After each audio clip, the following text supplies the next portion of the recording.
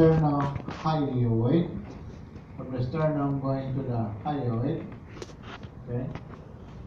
And then lateral to that will be your omohyoid, which is the anterior belly. Beneath or posterior to the sternohyoid will be your sternothyroid and the thyrohyoid muscle. Okay. So above the suprahyoid muscles, the floor of the mouth is formed by the mylohyoid, and they meet in the median raphe. Okay. And then you'll have the two bellies of the digastric muscle. You have the anterior belly, the intermediate tendon, and the posterior belly. The posterior belly of the digastric muscle inserts to where the sternocleidomastoid inserts. So where does it insert? Or, yeah.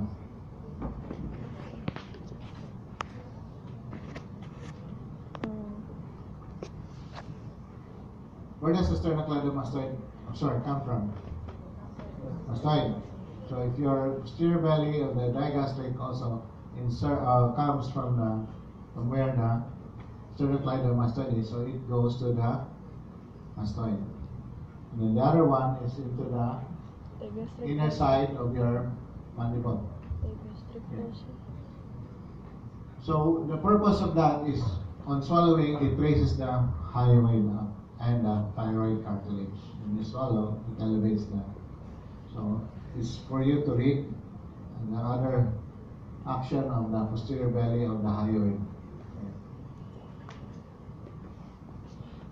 Now, what are the triangles of the neck? I think that's your module, right? Have you got the module of muscles already? Yeah. Not yet. Okay.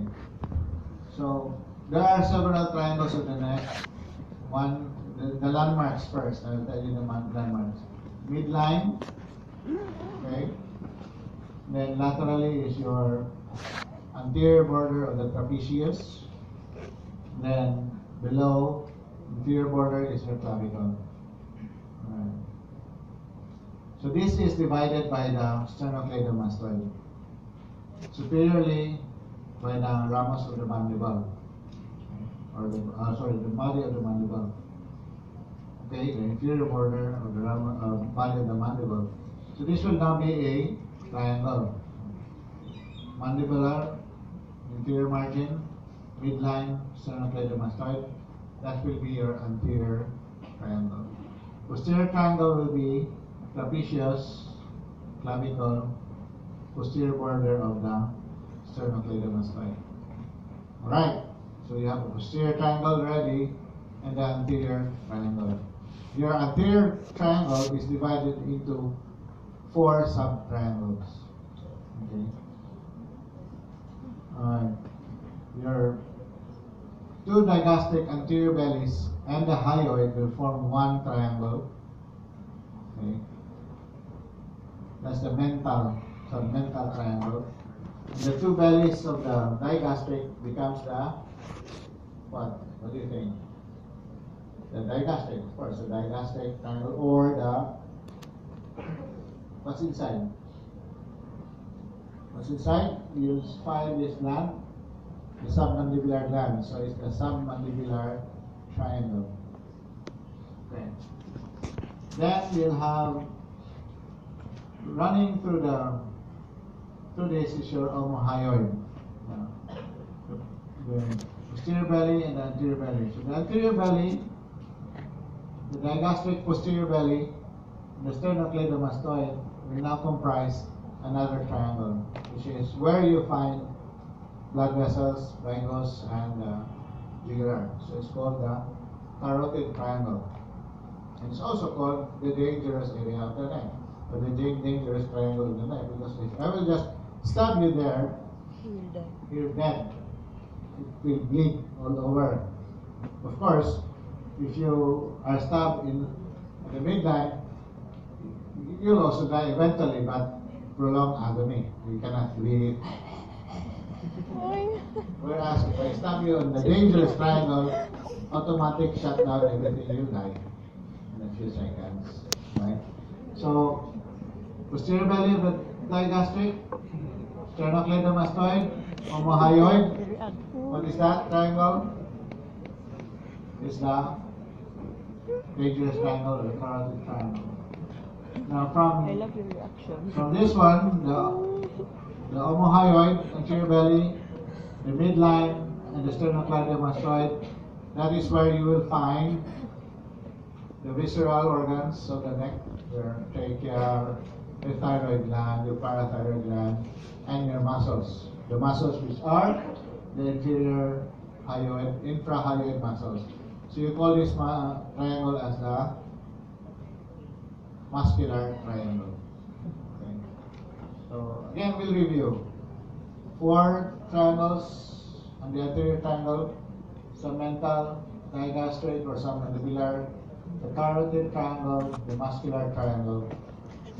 Okay, in landmarks, midline, digastric muscle, inferior border of the body of the mandible, sternocleidomastoid. And then your omohyoid. Okay, for the posterior triangle, it should be from the trapezius, okay, trapezius muscle, anterior border, posterior border of the sternocleidomastoid, and the inferior clavicle. So this is your posterior triangle. If you notice, there is a lesser supraclavicular fossa that's in between the 2 heads of the sternocleidomastoid. It's a very small fossa. It's also where you will find your common jugular vein. So if you want to access or do a percutaneous tap of the jugulars, then this is the area that you will have to. The apex of this is where the needle will come or will get in, and as you puncture that, you thread in the catheter. So this is now the landmarks. Okay, if you remember, the omohyoid, which comes from the scapula, comes from here and crosses the sternocleidomastoid before it goes up, right? See, in effect, the triangle, the occipital triangle, the posterior triangle is divided into 2 by the omohyoid. So the omohyoid, clavicle, and the sternocleidomastoid will comprise the supraclavicular triangle. So what is contained there? What is there? Your subclavian is also there, no? Your brachial plexus will be located also there. Now for the other triangle, which is the bigger one, it's called the occipital triangle. At the apex of the occipital triangle, you will find the occipital artery. The occipital artery. So that's why it's called the occipital triangle, because there, if you want to find or look for the arteries, it's just there at the apex. I know it's a little confusing, but yeah. So that's the superficial muscles. If you go deeper, this is now the floor of the neck. The floor, the mother of Legazpi. Where's Legazpi here? The floor of the mouth, floor of the neck. Now, the muscles now that you need to know are the trapezius, followed by the splenius capitis. This is the floor. That is the from posterior going anterior. This is now the arrangement. You'll find the trapezius muscle, followed by the splenius capitis, the levator scapulae, then followed by your scalene posterior, scalene medius, and the anterior scalene. So look at this. This is the omohyoid.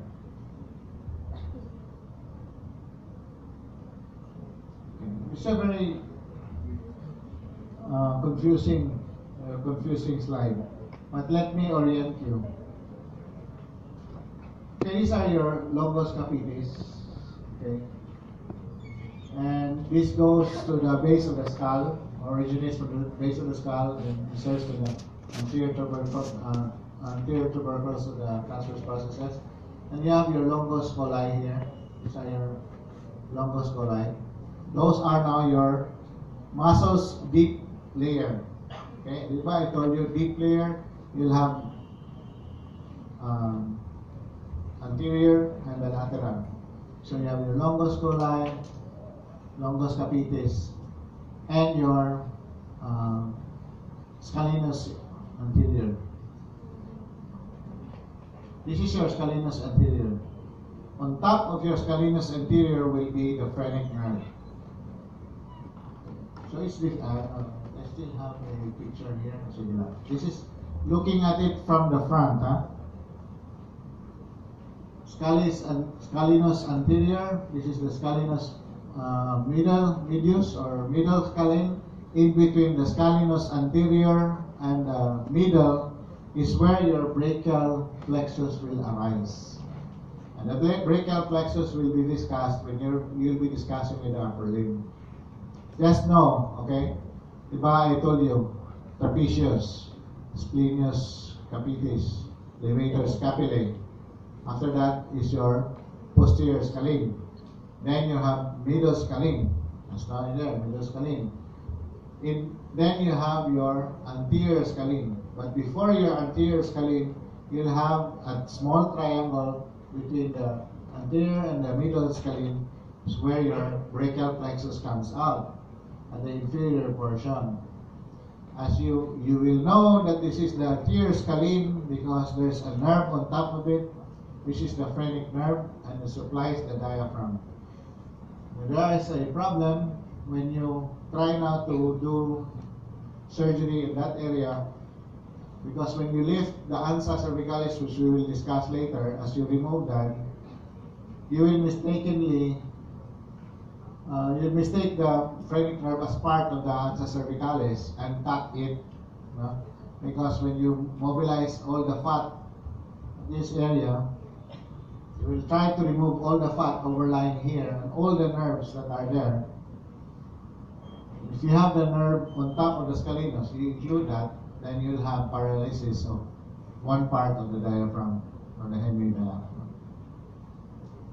Okay, so here is your muscles of the anterior, your longus capitis, and then longus colli, which is your anterior scalene, the middle scalene, and your posterior scalene. So over here will come past the what? The brachial plexus. So what nerve is on top of the scalene? Anterior? Phrenic nerve. Okay. Prevertebral muscles. You have this in your textbook. Okay. When you open the cervical fascia, you find the sternocleidomastoid and the trapezius there. There's the first nerve that you will see is a very large nerve. Midway between the 2/3 and 1/3 of the sternocleidomastoid. Upper 1/3, middle 2/3. There you'll find an oblique nerve, which is fairly large. And this is the spinal accessory nerve. Okay? The spinal accessory nerve, or the 11th, 11th cranial. It causes for shoulder shrug. If you damage that during surgery because you don't know it's the spinal accessory, your patient will not be able to shrug or cannot even look on the other side without tension. Opposite side. Okay.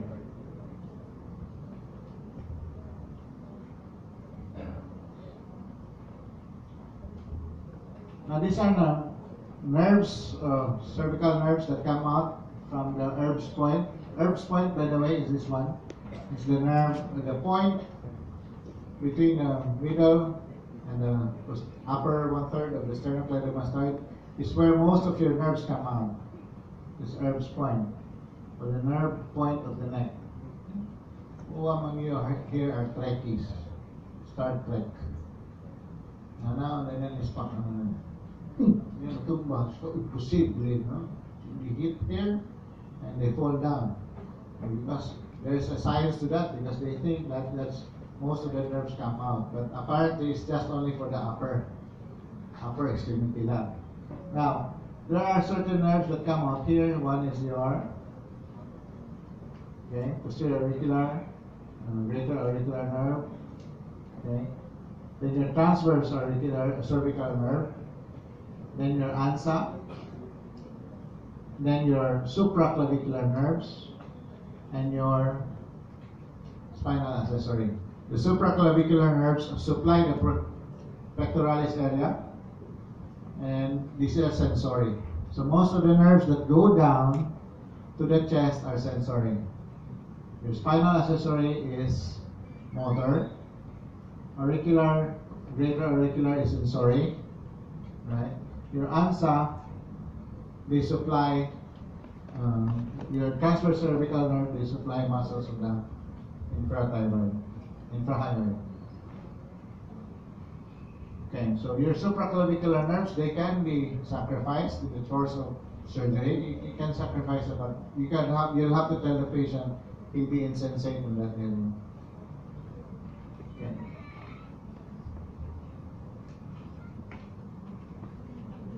I will show you mnemonics later on for this one.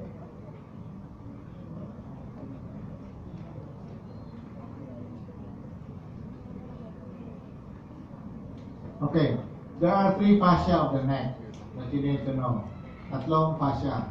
One is the investing fascia, which goes around the entire neck.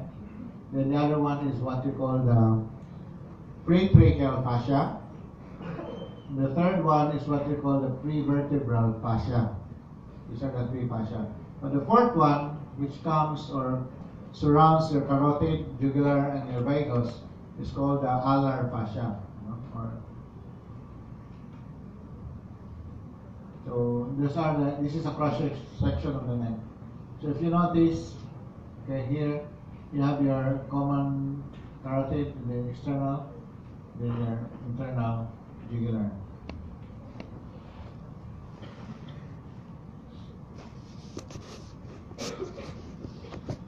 Okay, a closer look of your brachial plexus. This is your cervicodorsal trunk, which goes to the dorsal scapular artery and supplies the muscles of your scapula. Okay. Take a look at this. Just below your brachial plexus is your subclavian artery and your subclavian vein. So it goes, is it above or under the rib? Above or under the first rib? Above. Okay. So clavicle here, the first rib there, then you'll have the impression of your. Okay. Now, any fracture that involves the clavicle is considered an injury with massive energy.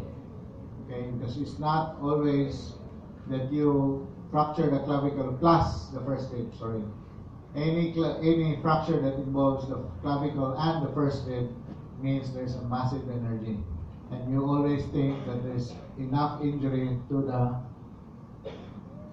your vessels and your brachial plexus. Okay.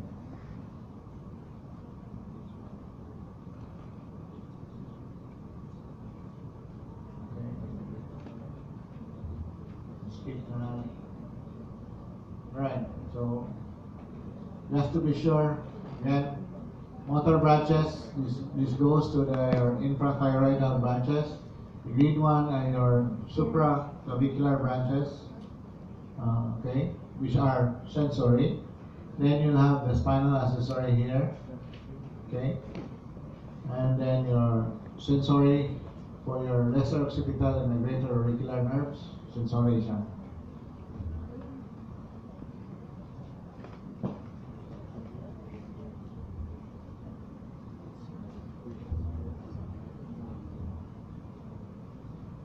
Okay, cervical plexus arrangement, then they are the important mnemonics: glass, greater auricular, lesser occipital, the accessory spinal nerve, okay, which is in between the greater auricular and the lesser occipital. It comes out from going obliquely going down.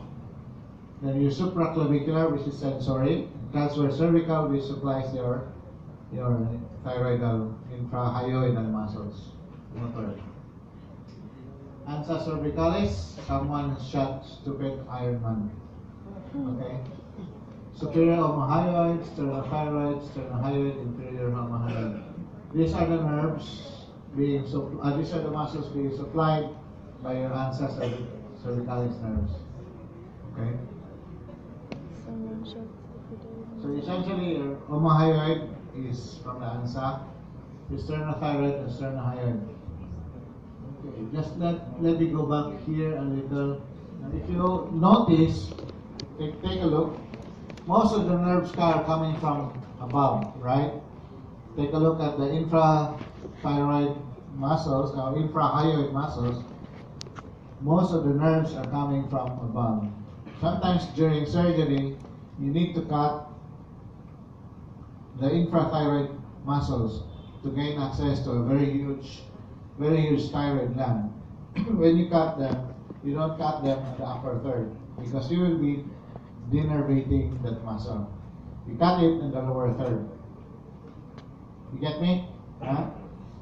Because most of your muscles, this is your infrathyroidal muscle, infrahyoidal muscle, the nerves are coming from above. So do not cut on the upper third of your muscle. You cut it in the lower third, between the lower third and the middle third, just to separate those infrahyoidal muscle. Okay, that's the axillary, so you don't need to. Okay. Just a review again. Can you listen? So this is to show the general plan and the triangles of the neck. Here's the mandible, and this is the hyoid bone. Hyoid bone is located at the level of C3 vertebra.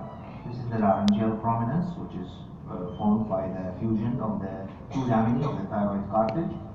And here we have the manubrium of the sternum. Now the neck is divided into two triangles by this muscle. This is the sternocleidomastoid muscle. You can see here it has two heads, one arising from the sternum, the other from the clavicle. And it's inserted into the mastoid process, hence the name sternocleidomastoid muscle. And the sternocleidomastoid divides the neck into two triangles, an anterior triangle, which is bounded anteriorly by the midline and posteriorly by the sternomastoid, superiorly by the inferior border of the mandible. So this is the anterior triangle of the neck. And the posterior triangle of the neck is bounded by the sternomastoid muscle anteriorly, and posteriorly it is bounded by trapezius muscle. And the base of the triangle is formed by the clavicle. The middle third of the clavicle is here. For descriptive purposes, the anterior triangle is further divided into other triangles. So we have the midline here, midline. And here we have the digastric muscle. This is the anterior belly of digastric and the intermediate tendon of digastric. And so in between the anterior belly of digastric and the midline, the triangle is called the submental triangle. You can see in the floor of the submental triangle, the muscle is the mylohyoid muscle. The submandibular triangle is located between the anterior belly of digastric and the posterior belly, which is not shown here. So this is the submandibular triangle here.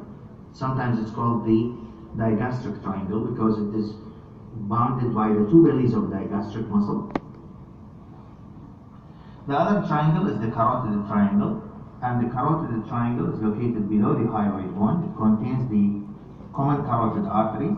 Here is the common carotid artery. Posterolateral to it is the internal jugular vein, and it is bounded by the omohyoid. This muscle is the omohyoid. It is one of the strap muscles, infrahyoid muscles. The other infrahyoid muscles, you can see them here. This muscle extends from the sternum to the hyoid bone. So it is the sternohyoid muscle. And this is another sternohyoid muscle. Lateral to the sternohyoid muscle is the omohyoid. So this is the omohyoid. because it has a superior head, an intermediate tendon, central tendon here, and an inferior head. This is the inferior head, and this is attached to the scapula. Hence the name omo. Omo means scapula. Deep to these two muscles, the omohyoid and the sternohyoid muscles, are two other muscles. This one is from the sternum to the thyroid cartilage, to the oblique line of the thyroid cartilage, and it's called the sternothyroid. And the other one is from the thyroid cartilage, oblique line of the thyroid cartilage, and the hyoid bone. So it's called the thyrohyoid muscle. So thyrohyoid, sternothyroid, superficial to them is the sternohyoid and the omohyoid. The omohyoid, the whole extent of omohyoid is seen here because the sternomastoid, sternocleidomastoid muscle, which extends from this point to this point, has been removed. So you can see the whole extent of the omohyoid muscle, and you can see that the omohyoid extends from the anterior triangle down and posteriorly to the posterior triangle of the neck. In fact, it divides the posterior triangle of the neck into a small triangle inferiorly, which is called the supraclavicular triangle, and the remaining part of the posterior triangle is called the occipital triangle. Of the other muscles that we can see here in the neck are deep muscles, which are clustered by the deep fascia, by the prevertebral fascia, and this is the scalenus anterior muscle. You can see that it's attached to the first rib. And behind the scalenus anterior is another muscle, which is the scalenus medius and scalenus posterior. Between scalenus anterior and scalenus medius are the roots of the brachial plexus. So these are the roots of the brachial plexus, which will give rise to the trunks. Further superiorly, between these two muscles are these branches. These are branches of the cervical plexus of nerves. Over here. So this is the anterior belly of zygastric. Here is the hyoid bone. Here is the mandible. Anterior belly of digastric is attached to the mandible. It has a central tendon that's attached to the lesser horn of the hyoid bone. And this is the posterior belly of digastric. You can see this is the intermediate tendon and giving rise to the posterior belly of digastric, which is attached to the mastoid process. The other muscle that is attached to the mastoid process is this big muscle, which is the sternocleidomastoid muscle.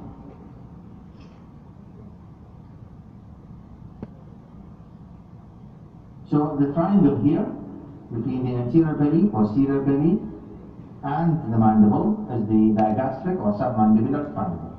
Anteriorly, this is the submental triangle, and this is the midline, which you can see there is a midline raphe of fibrous tissue, where the two muscles here, the two mylohyoid muscles on the floor, they meet together in the midline. Some of the infrahyoid muscles can be seen here. For example, this muscle, it's attached to the hyoid bone, and inferiorly goes to the sternum, so it is the sternohyoid muscle. Lateral to the sternohyoid is this strap of omohyoid, the superior belly of omohyoid muscle. And deep to them, you can see the thyrohyoid muscle.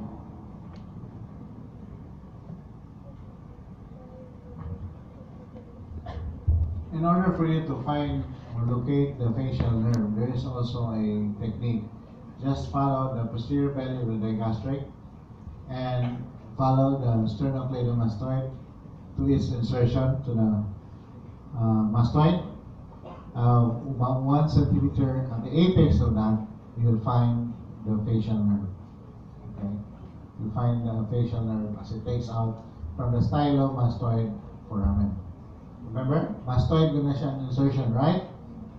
So medial to that will be your styloid process. So from there, the stylomastoid foramen, you will come out your facial nerve. So where your insertion, the posterior digastric and the sternocleidomastoid is, just a little, about half a cm there, you will find the facial nerve. Questions so far? So just to show you an enlargement of the visceral structures of the neck, which is the thyroid gland, we will already obliterate some of your landmarks, your sternocleidomastoid. just also to show you that the neck is quite expansile. If the skin of the neck, look at that, looks so young, but this is an old lady already. But after the surgery, comes out like that. So wrinkly na siya. From a grapes to a pasas.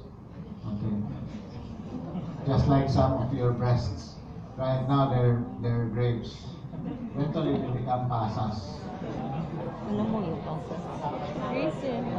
Okay. We have a little time. Can I ask the group leaders to stay in front? A short game.